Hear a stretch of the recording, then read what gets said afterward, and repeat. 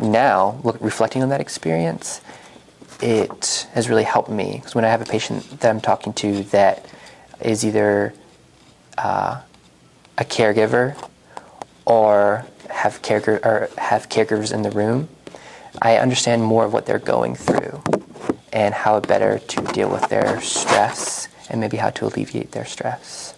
I interviewed a guest who's a caregiver with 2 other medical students, and it was interesting seeing different perspectives.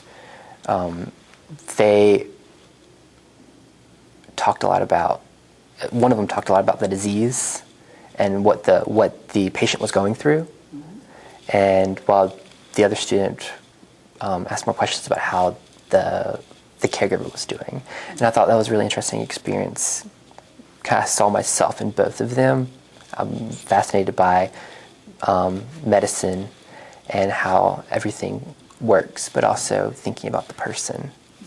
And I think we had a nice conversation afterwards about kind of that didactic between the two as a student, working through the academic processes of medicine and illness, but also always thinking about the person.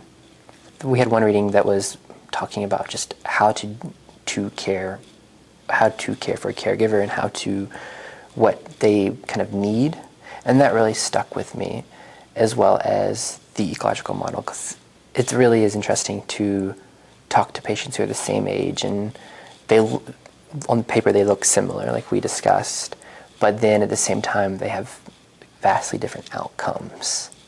And once you start digging down and thinking more about